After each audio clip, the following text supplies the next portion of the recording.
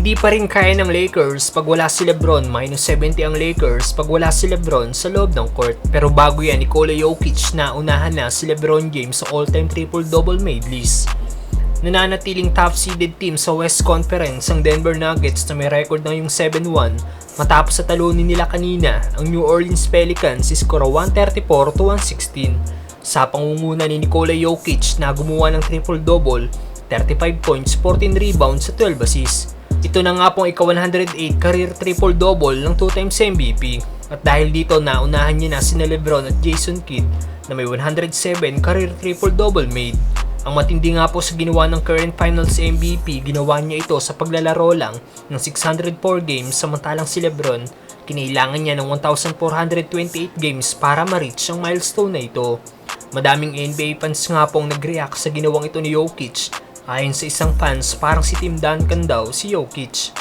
Dahil sa high IQ at smooth skills na meron ito, tingin niya daw mas better defender si TD pero mas better offensive contributor daw si Jokic dahil sa kanyang scoring at passing ability at ang court vision daw ni Jokic ang dahilan kung bakit isa itong special player. Ayon naman sa isa ng komento, patuloy daw sa pagdumi ng ginagawa si Nikola Jokic at muntik pang makakuha ng tripit MVP. May nagkomento naman na under 2 seasons siguradong si Jokic na raw ang magiging all-time leader sa triple-double. At mauunahan na nito si Russell Westbrook na siyang number 1 ngayon na may 198 triple-doubles made. Ano masasabi nyo dito mga brother? Samantalang Lakers, hindi pa rin kaya nang wala si LeBron James sa loob ng court. Hindi nga po masunod ang sinabi ni Coach Darvin Ham noong nakaraan na lilimitahan lang nila ng under 30 minute ang playing time ni LeBron kada laro dahil patuloy pa rin na ito ang bumubuhat sa Lakers para makuha nila ang panalo. Gaya na lang kanina kontra Heat, si LBJ pa rin nga po naging leading scorer ng Lakers sa may 30 points, 4 rebounds at 3 assists pero bigo pa rin silang makuha ang panalo.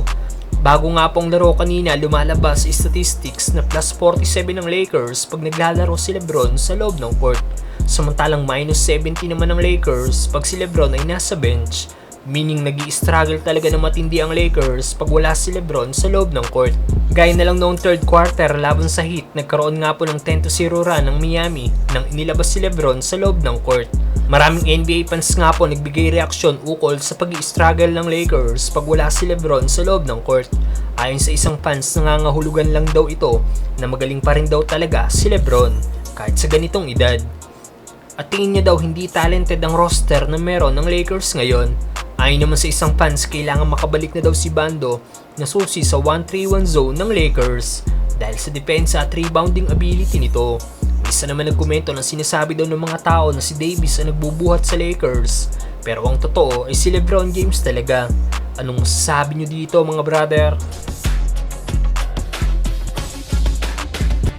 Narito ang 1xBet na isa sa pinaka-legit, trusted the betting site dito sa Pinas at sa ibang bansa. Kung gusto nyo mag-register, i-click nyo lang ang link na nasa comment section at gamitin ang ating promo code. At kung gusto mo mag-bet, mapa PBA, MPBL o NBA at kahit anong sports pa, available yan sa 1xBet.